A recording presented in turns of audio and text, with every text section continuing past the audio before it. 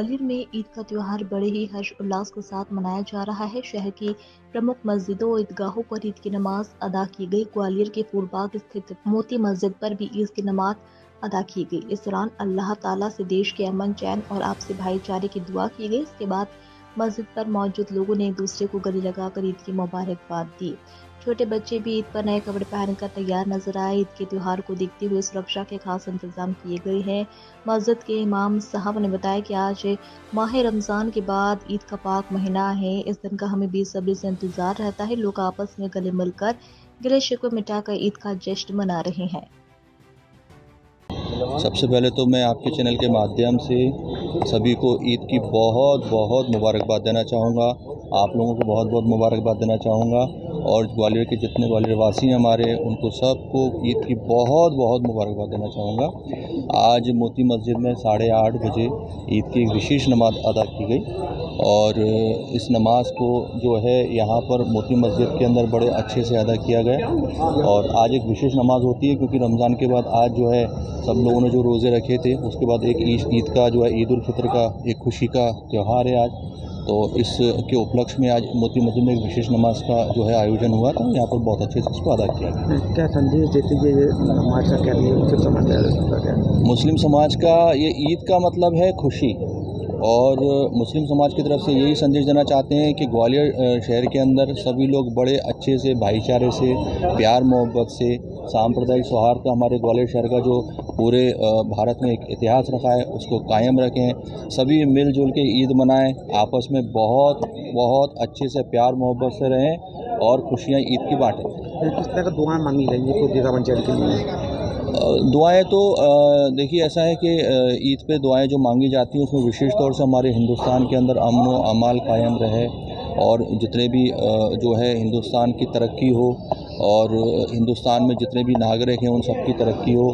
एक कलेक्टिव तरीके से जो है हमारे इमाम साहब दुआ मांगते हैं, उसमें मुस्लिम समाज के लिए भी दुआएं होती हैं और जो हिंदुस्तान के जितने भी नागरिक हैं, चाहे वो हिंदू, मुस्लिम, सिख, ईसाई जो भी नागरिक हैं, उन सब के लिए जो है विशेष तौर से दुआ होती है और हिंदुस्तान की तरक्की के लिए दुआ होती है। आज का संदेश देना चाहते हैं ईद के पावन पर्व त्योहार पे? आज संदेश तो मैंने अभी यही दिया ना कि सब लोग अच्छे से मिलें जुलें और खुशियाँ बाँटें। ईद का मतलब होता है खुशी, एक दूसरे से मिलें, एक दूसरे को मुँह मीठा करें और सब लोग आपस में ईद के में गले मिलें और जितनी भी पुरानी रंजिशें हैं, जितनी भी आपस में कुछ नाइत्तेफाकियाँ हैं, आपस में नाराज़गियाँ हैं, ईद पे एक दूसरे से अच्छे से मिलें, गले मिल के उन सब नाइत्तेफाकियों को, सब जितनी भी नाराज़गियाँ हैं उनको सबको दूर करें और एक नई रीस्टार्ट करें।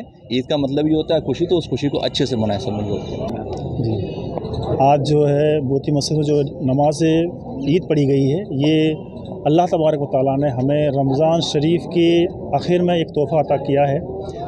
रमज़ान शरीफ के इख्तिताम पर हम ईद की शक्ल में ये ईद की नमाज़ अदा करते हैं और इसमें सबसे अहम हमारा जो काम रहता है वो गरीबों की, यतीमों की और जो ज़रूरतमंद है उनके लिए उनकी मदद करना, उनको फ़ायदा पहुँचाना।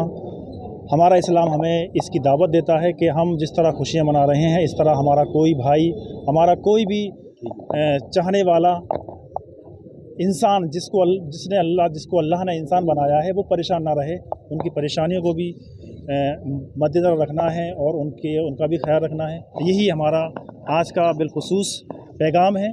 और ईद इसलिए मनाई जाती है कि जिसमें आज के दिन हम अपने पड़ोसियों को, अपने गरीबों को, सबका ख्याल रखें और मिलकर खुशियाँ मनाएं। क्या दुआएं मांगी गई है? आज तो बिलखुसूस दुआ मांगी गई हिंदुस्तान की तरक्की के लिए, हिंदुस्तान में रहने वालों में आपस में इत्तिफाक, इत्तेहाद के लिए।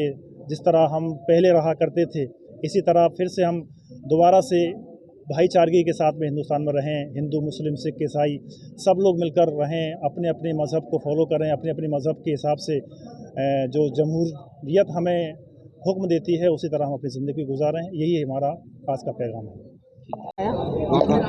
सदर साहब आज बड़े जोशों के साथ मोती मस्जिद में ईद उल फितर नमाज पढ़ी गई, किसका संदेश देता है मुस्लिम समाज को, क्या पैगाम देते हैं आज के तौर पर? देखिए, मुस्लिम समाज का जो कोई भी फेस्टिवल हो, वो जो उसका मैसेज है वो मैसेज है कि एक दूसरे को गले लगाया जाए।